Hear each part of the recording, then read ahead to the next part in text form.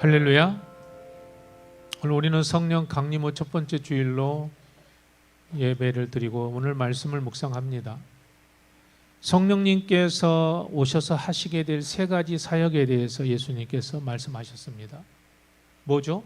첫째는 죄에 대하여, 둘째는 의에 대하여, 세 번째는 심판에 대하여서 말씀하십니다. 왜 성령님의 사역이 세 가지인가? 저는 늘 그런 궁금증을 갖습니다. 이 성령의 세 가지, 성령의 사역이, 성령의 능력이, 성령님이 하시는 일이 우리의 신앙에 어떤 축복이 된다는 것인가? 우리가 들은 이 복음이 얼마나 우리가 세상을 살아가는데 어떤 도움이 된다는 것인가? 우리는 성령의 이 축복을 이 교회 안에서 다 소비하고 세상에 나가서는 별로 할 것이 없는 것도 아닌가? 오늘 우리의 삶이 그런 거 아니겠어요? 성령이 주시는 이 세 가지 축복 때문에 우리가 세상에서 뭐가 변화되고 있는가? 교회에서도 별로 변화되지도 않는데 이 성령의 세 가지 사역이 도대체 우리에게 어떤 능력이 된다는 것인가? 우리의 신앙은 세상과 연결해서 세상에서 아무런 힘도 발휘하지 못하는 무기력한 것인데 이거 신앙생활에서 무슨 의미가 있는가? 그러나 여러분, 예수님께서 성령의 세 가지 사역을 주신 이유는 매우 실제적입니다. 이 세 가지가 우리가 반드시 알아야 될 중요한 우리 인생의 딜레마를 풀어주는 축복의 열쇠입니다. 인류는 오래전부터 인간이 변화되지 않는 이유를 연구해 왔습니다. 왜 인간은 변화되지 않을까? 그렇게 많이 가르쳐도 변화되지 않습니다. 그렇게 큰아들밖에 모르고 큰아들을 의대까지 보내고 외국 유학까지 보내고 있는 밭 없는 논 다 팔아서 큰아들을 전부 잘 가르쳐서 형제들 중에서 가장 큰아들이 잘 배우고 가장 모범적이고 가장 올바르게 살 거라고 생각하고 모든 재산을 다 자식에게 올인했는데 큰아들이 의사 되고 난 다음에 아버지 부모님은 돌아보지도 않고 자기 부부끼리 해외여행 다니고 아버지 있는 재산이라도 동생들에게 혹시나 더 갈까 봐서 큰 머리 쥐어짜고 아버지 재산 어떻게 하든 뜯어내려고 하는 그런 몰상식한 자식들을 보면은 야, 인간은 왜 변화되지 않는가? 이걸 연구한 거예요. 그리고는 놀라운 사실을 발견합니다. 인간에게는 보이지 않는 감옥이 세 가지가 있다는 거예요. 이 보이지 않는 감옥이 있다는 거예요. 그 중에 하나가 죄의 감옥이라는 거예요. 인간은 죄의 감옥에서 해결되지 못합니다. 두 번째는 뭐야? 의에 대해서 감옥이 있어요. 벗어나지 못한 것이 있습니다. 세 번째는 심판에 대해서 이 감옥이 있다. 세상적으로 풀면 너는 괜찮은 사람이야? 라는 문제를 해결하지 못하고 있습니다. 두 번째로는 너는 올바로 살고 있어 라고 하는 이 문제 앞에서 인간은 해결하지 못합니다. 세 번째로는 이 세상에서 도대체 무엇이 이기는가? 진리가 이기는가? 진실이 이기는가? 힘이 이기는가? 권력이 이기는가? 벗어나지 못한 이 세 가지 감옥에 우리는 갇혀 살고 있다. 라는 겁니다. 여러분 어떻게 생각하십니까? 우리가 인생을 살면서 이 세상에서 이기는 게 뭘까요? 무엇이 이기는 걸까요? 끝까지 끝내 이기는 게 뭘까요? 여러분은 진리가 이길 거라고 믿습니까? 대답해 보십시오. 여러분들은 진리가 이길 거라고 믿습니까? 자신이 없는 거예요. 여러분들은 지금 올바르게 살고 있습니까? 여러분들은 자신이 괜찮은 사람이라고 자신할 수 있습니까? 이 문제를 가장 현실적으로 다루는 드라마가 하나가 있더라고요. 모두가 자신의 무가치함과 싸우고 있다라고 하는 드라마가 있어요.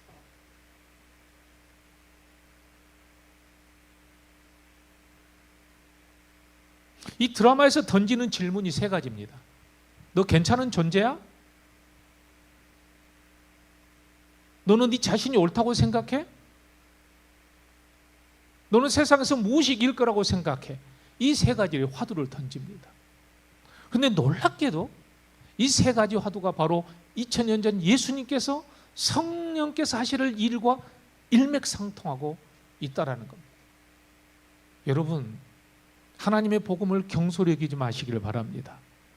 하나님의 말씀은 이 세상의 모든 것들을 관통하고 이 세상이 묻고 인간은 그 세상의 질문 앞에서 답을 하지 못하고 방황하고 있지만, 여러분, 예수님께서는 성령을 통해서 우리에게 이 문제를 해결해 주시는 놀라운 진리의 역사가 일어난다는 사실을 믿으시기를 주의 이름으로 축복합니다. 그렇게 아멘해서 여러분 승리할 수 있겠습니까? 여러분, 예수님의 말씀으로 세 가지로 축복으로 여러분 승리하시기를 주의 이름으로 축복합니다. 이 질문을 우리는 답을 해야 됩니다. 세상 사람도 이 질문 앞에 답을 해야 됩니다. 그런데 우리는 거기다가 플러스 알파, 우리는 이 질문 앞에 우리는 신앙으로 답을 해야 됩니다. 그래야 여러분들의 신앙은 증명되는 것이고 여러분들의 신앙은 하나님의 축복으로 승리의 계가를 부르게 될 것입니다. 여러분, 하나님의 복 받기를 원한다면 여러분 앞에 이 세 가지가 여러분의 복이 되기를 소망합니다. 성령이 주시는 선물, 이 복음을 우리는 세상에 가지고 갈 수 있는가? 세상은 방황합니다. 이 질문 앞에서 벗어나지 못한 감옥에 갇혀 있습니다. 내가 예수 믿었어. 이 질문을 가지고, 이 대답을 가지고 세상의 땅끝까지 증거하라고 성령을 주셨어요.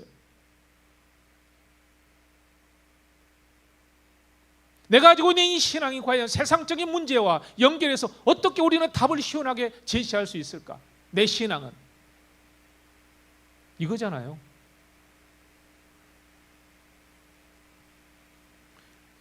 이 영화, 이 드라마의 주인공의 이름은 황동만이라고 하는 사람이더라고요. 20년째 데뷔하지 못한 만년 영화 감독 후보입니다. 그 사람은 끊임없이 자기 내면에서 두 목소리를 듣고 싸웁니다. 나는 천재다.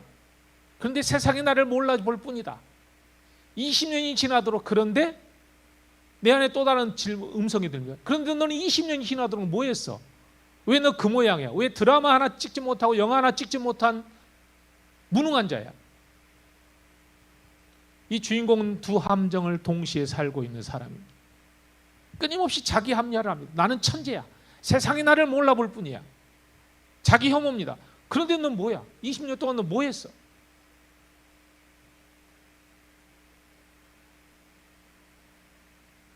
그의 주변 친구들은 뭐 8명이 8인에다가 해가지고 모여가지고 영화를, 좋은 영화를 만들겠다고 모여서 다 한 친구 한 친구씩 영화 하나씩 찍고 성공의 길을 걸어가.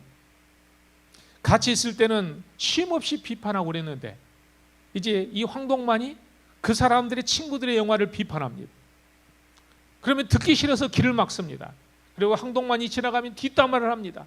무능한 놈이 뭘 잘났다고, 지가 무슨 자격이 있다고 우리한테 그런 소리를 하는 거야. 아무도, 그런데 황동만을 비난하는 그 소리를, 황동만의 그 비판의 소리를 아무도 잠재우지 못합니다. 그럴 능력과 자격이 아무도 없기 때문입니다. 그리고는 서로 으르렁댑니다. 여러분, 여기서 세상이 막히는 이유가 그것입니다. 세상은 아무도 사람들을 나무랄 수 없습니다. 네가 그렇게 잘났어? 너가 그런 자격이 있는 거야? 그래서 여러분, 소크라테스가 유명한 말을 한 거예요. 너 자신을 아는 게 네가 승리하는 길이야. 너 자신을 알아야 돼.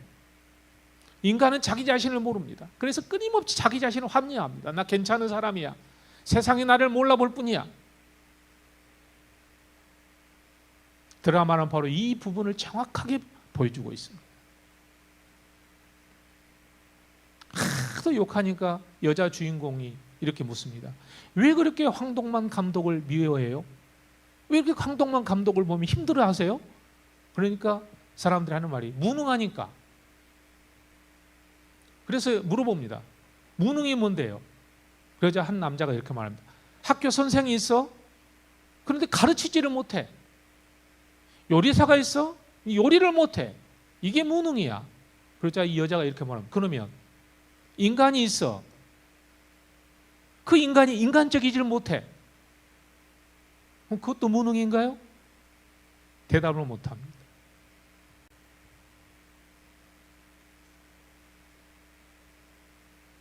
이 드라마는 말합니다.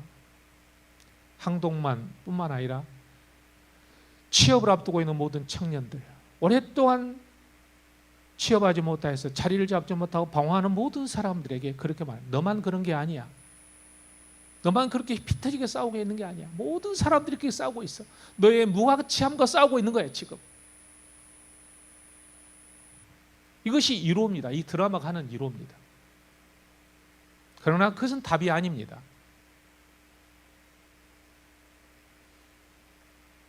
세상은 말합니다. 네가 좀 더 좋은 시나리오를 쓰고 네가 영화를 통해서 천만 감독이 되어버린다면 너는 인정받을 거야.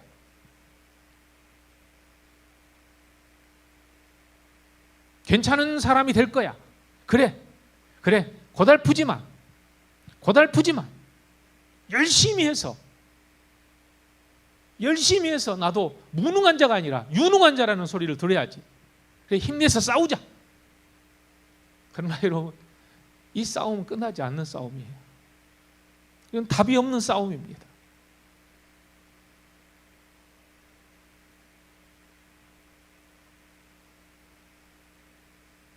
더 많이 갖고 더 많은 관객 수를 모으는 감독이 되면 괜찮은 사람이 되는 건가?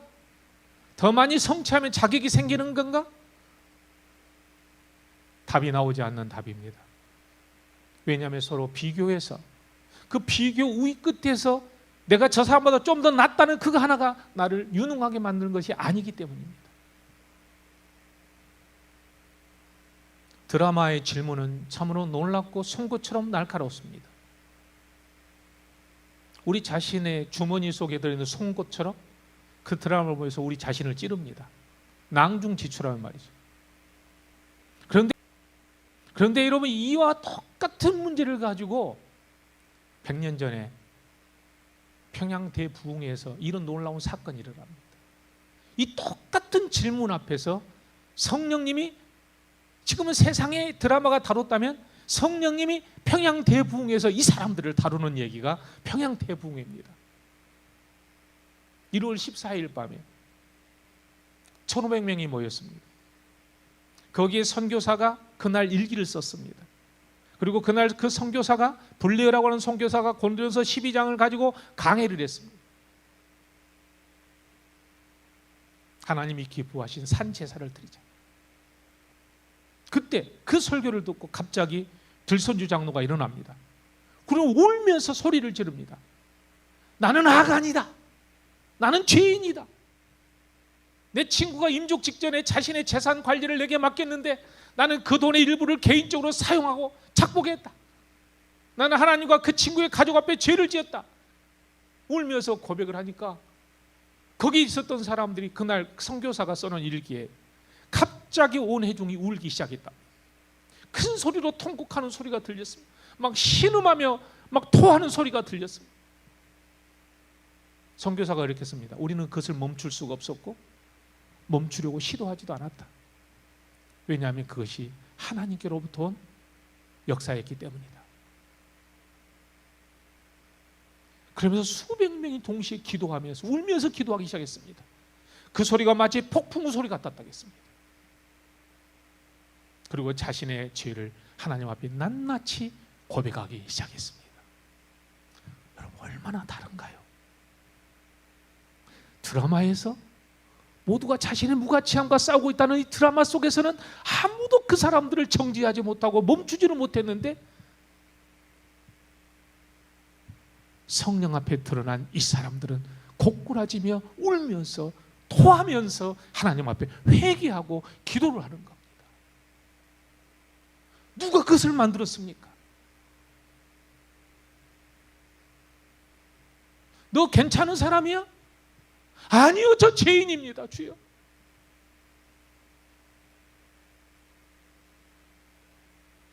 저는 도둑질했습니다. 저는 살인했습니다. 미워했습니다. 질투했습니다. 남의 약점을 비집고 들어간 나는 출세했습니다. 그런데 이 길손주 장로의 이 고백 하나가 격발을 시켰습니다. 가장 존경받는 지도자가 회개 기도하니까 거기 모든 사람들이 격발되었습니다. 아무도 강요하지 않은 사건이었습니다.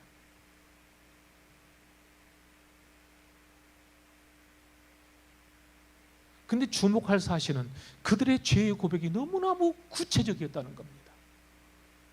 사람들의 이름을 부르고 자기가 어떤 죄를 지었는지 구체적으로 고백을 했습니다.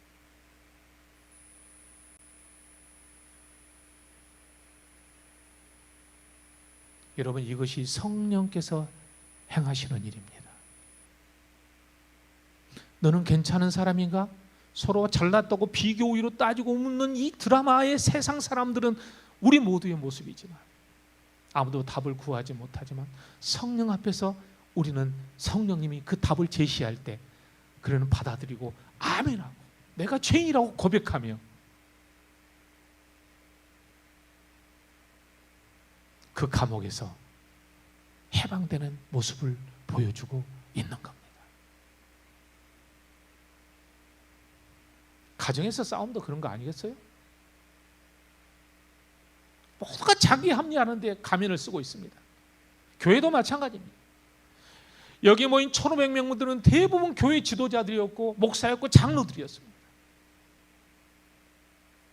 꽤 괜찮은 사람으로 가면을 쓰고 살았던 그들이 모두가 토하듯이 죄를 고백했어요. 그런데 여러분, 그것이 바로 부흥의 시작이었다는 것을 잊지 마시기를 바랍니다. 나는 충분한가? 나는 교회에서 충분한 사람인가? 내 신앙은 충분한가 지금? 우리는 끊임없이 합리합니다.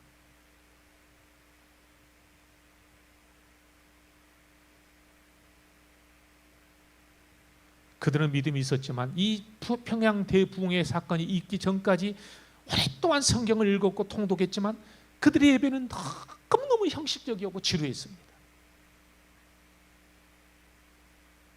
그런데 이 역사가 일어나는 순간, 죄의 고백이 일어나는 순간부터 갑자기 총알이 격발되는 것처럼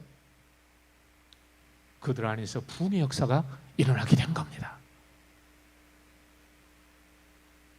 하나님, 내가 하나님을 믿었지만 사실 하나님보다 돈을 더 사랑했습니다. 내가 사실 하나님을 믿고 기도한다고 말했지만 친구의 백을 더 의지했습니다. 세상 인맥을 의지하고 살았습니다. 하나님을 즐거워한다고 했지만 사실 세상적인 오락과 세상적인 취미를 더 즐거워했습니다. 내가 주를 위해 산 건 아무것도 없습니다. 제 영광을 추구했습니다. 이게 여러분 그 격발이었습니다. 저는 우리 교회에도 이와 같은 일이 일어나야 된다고 믿습니다. 저나 여러분 모두에게 하나님이 총을 쏘아 총을 맞은 것처럼 우리 모두가 이런 역사가 일어나기를 주의 이름으로 축복합니다. 그래야 합니다. 오늘 우리는 누구 탓할 게 아닙니다. 내 신앙은 내가 가정으로 가져갔을 때 어떻게 이 신앙이 연결되는가? 내 신앙은 내가 직장으로 들어갔을 때 내 신앙은 어떻게 연결되는가? 나와 내 친구들을 만났을 때 내 신앙은 어떻게 저들에게 징검다리가 되는가?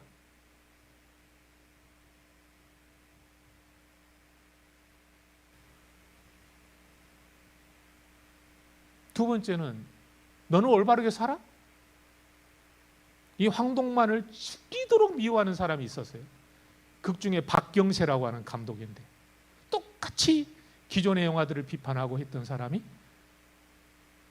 그 소속사를 운영하는 여자와 결혼해서 조금 잘 나가고 영화 몇 편이 히트를 쳤습니다. 그런데 여전히 황동만은 이 사람을 비난합니다. 죽일 듯이 미워합니다. 그런데 사실은 이 박경세라는 사람은 황동만의 이야기와 스토리를 좀 자기 것으로 갖다 훔쳐서 썼어. 혹시나 들킬까 봐 더 미워하는 거예요. 더 짓누르는 거예요. 그리고는 내가 황동보다 낫다. 그래야 내가 더 가치 있는 자다.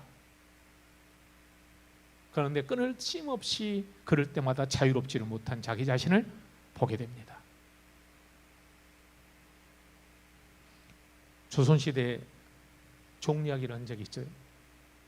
어느 양반집 종이 예수를 열심히 믿기 시작했습니다.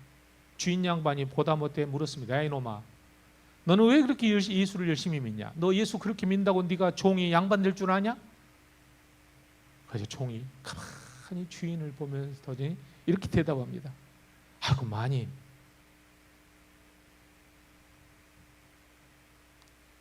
제가 예수를 믿는 것은 정말 은혜입니다. 그러나 제가 예수를 열심히 믿어서 훌륭한 신자가 되면 양반이 되는 게 아니라 주인님을 더 잘 모시는 훌륭한 종이 되는 겁니다. 양반은 그 말에 깜짝 놀랐어요. 충격을 받았어요. 종이었습니다. 신분은 바뀐 것이 하나도 없었습니다. 여전히 상놈이었고 여전히 종이었습니다. 그런데 이 사람에게서 이상한 것이 흘러나오고 있었습니다. 뭐냐면 권위였습니다. 말하는데 권위가 있는 거예요. 종놈의 말이 권위가 있는 거예요. 어떻게 건드릴 수가 없을 만큼 자존감이 있었습니다. 흔들리지 않는 뭔가가 있었습니다. 이 사람은 세상 기준으로 아무것도 달라지지 않았는데 이 종은 달라져 있었습니다. 무엇이 이 종을 이렇게 만들었을까? 양반은 생각했습니다. 저 종은 무엇을 가진 것인가? 나는 양반인데 왜 나는 저 종보다도 내 안에 자존감이 없는가? 왜 나는 더 권위가 없는가? 내 인생 사는 게 왜 나는 저보다 더 작게 느껴지는가? 그리고 그 양반이 그 종 때문에 예수를 열심히 믿게 됩니다. 여러분, 종이기 때문에 존귀하지 못하고 양반이기 때문에 존귀한 세상이 아닙니다. 돈이 많기 때문에 존귀하고 돈이 없기 때문에 존귀하지 못한 것이 아닙니다. 우리는 이미 존귀함을 예수님께로부터 받은 줄 믿습니다. 흔들리지 않는 이 존귀함이 내게 있는데도 불구하고 내가 흔들리는 이유는 뭐냐면 내가 예수님을 믿지 않기 때문이에요. 예수님이 주신 그 권위와 예수님이 주신 그 놀라운 존귀한 생명을 믿지 못하기 때문에 죄라 하면 네가 나를 믿지 아니하며 의라 하면 내가 아버지께로 가미니라. 유대인들과 지도자들은 예수님을 죄인이라고 죽였습니다. 그러나 하나님께서 그를 죄인 가운데서 이렇게 세우셔서 사흘 만에 부활시키신 줄 믿습니다. 왜요? 예수님이 의롭다는 것입니다.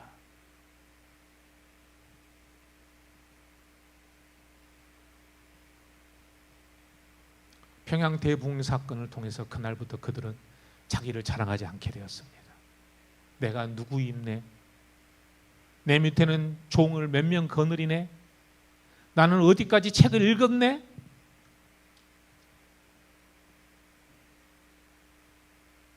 증명하려 하지 않았습니다. 왜냐하면 인간은 자기 자신을 증명할 수 없다는 사실을 깨달았습니다. 나를 증명하는 것은 내가 아니라 성령님인 줄 믿습니다.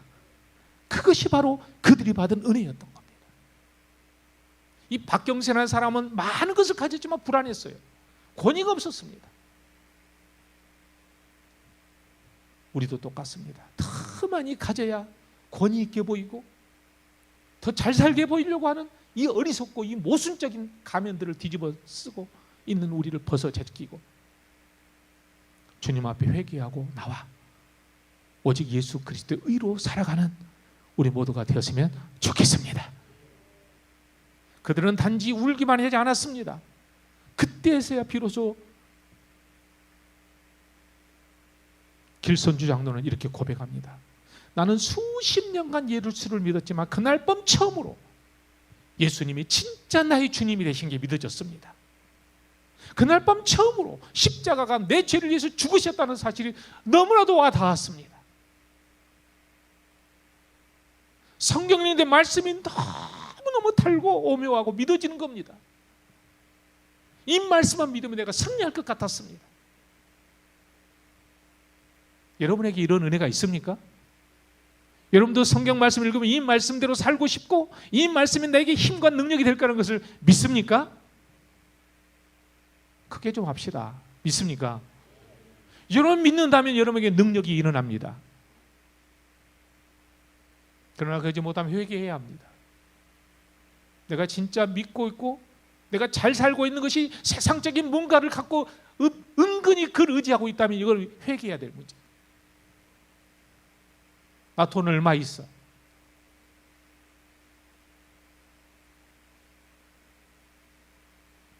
교회를 다녀도 어떻게든 내가 교회에서 누구보다도 가치 있는 사람처럼 보이려고 몸부림치는 것, 이거 얼마나 가증스러운 것인지, 그것이 얼마나 거짓된 의인지. 아무리 세상에 성공해도 나는 잘 살고 있지 못하다는 괴로움과 번민이라도 하면 좋을 텐데 우리는 종교를 뒤집어 쓰고 떡하니 방석에 앉아서 괜찮은 척하고 있는 게 더 꼴불견인 거죠.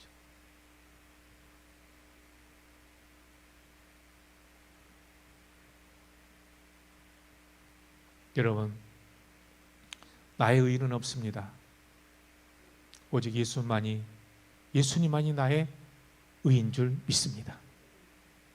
루터가 그걸 깨달은 거예요. 몸부림치고 자기 몸을 때리면서 나 괜찮은 사람이라고, 내 안에 죄가 없다고 채찍질하면서 쫓아냈습니다. 그러다 죽을 것 같았습니다. 주여, 나 이러다 죽겠습니다. 내가 내 자신의 의로움을 증명하기 위해서 이렇게 살다가는 도저히 못 살겠습니다. 고꾸라졌을 때 비로소 하나님의 말씀이 들려옵니다. 내가 복음을 부끄러워하지 아니하노니 이 복음은 모든 믿는 자에게 구원을 주시는 하나님의 능력이 됨이라. 이건 네 능력 아니야. 하나님의 능력이 됨이라. 복음에는 하나님의 의가 나타나서 믿음으로 믿음에 이르게 하나니 오직 의인은 믿음으로 말미암아 살리라 함과 같으니라. 이 말씀이 뼈저리게 와닿아 버렸습니다. 구원은 이렇게 받는 거구나. 구원은 이렇게 받는 거구나. 내가 금식하고 내가 나의 자신을 매를 때리고 내가 깨끗하다고 내 안에 죄를 다 몰아내고 싶어도 그건 안 되는 거예요. 나의 의를 증명할 수 없어요. 그러나 아무리 더러워도 성령님이 역사하시면 그 더러움이 물러가고 의로운 역사가 일어날 줄 믿습니다. 그게 바로 막달라 마리아의 얘기예요. 귀신 들린 여자가 귀신이 나간 얘기예요. 거라사의 광인에 그 군대 귀신들이 예수님 때문에 물러간 역사가 바로 그런 얘기인 거예요.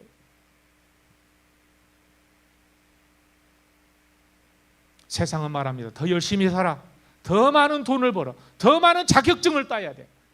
더 많은 집을 사야 돼. 그래야 너는 무능한 자가 아니라 유능한 자는 소리를 들을 거야. 더 성취해야 돼. 인간은 이 감옥에서 벗어나지 못합니다. 아닙니다. 저는 절대로 인간은 이 의에서, 이 감옥에서 벗어날 수 없습니다. 나를 구원하실 분은 오직 예수 그리스도밖에 없습니다. 나는 이 의를 붙들었습니다. 그런 순간 욕심이 옵니다. 더 이상 시기하지 않습니다. 더 이상 저 사람보다 내가 갖지 못했다고 불안해하지 않습니다. 상대방이 경계해야 될 대상이 아니라 서로 사랑하고 존중하고 서로를 배려하고 예수님의 제자들처럼 우리가 함께 만들어야 될 공동체라고 믿게 되는 겁니다. 이게 교회인 겁니다. 저는 그 드라마를 보면서 세상은 질문하는 거예요. 예수 믿는 우리에게도 질문하는 거예요. 너 괜찮은 그리스도인이야? 너는 의로운 사람이야? 너는 뭐가 이길 것 같아? 너 복음 이길 것 같아? 아니야, 세상 힘이 이기는 거야. 어차피 돈이 이겨. 이 질문 앞에서 넘어지는 자들도 많고 범인하는 자들도 많습니다. 이 질문 앞에는 대답을 해야 합니다. 나는 어떤가?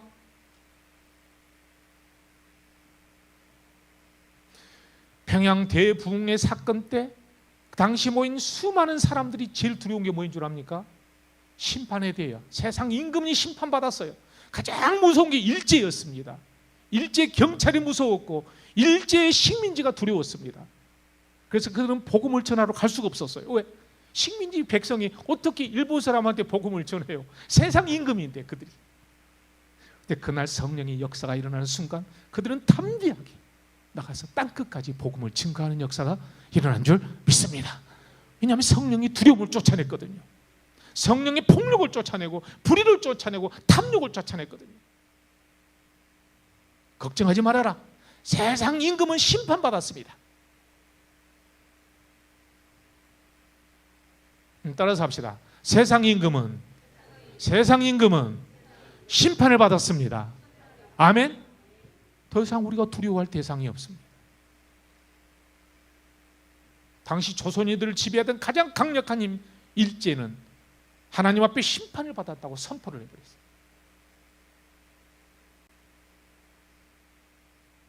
우리는 그럴 수 있냐 이거예요. 우리는 그럴 수 있냐?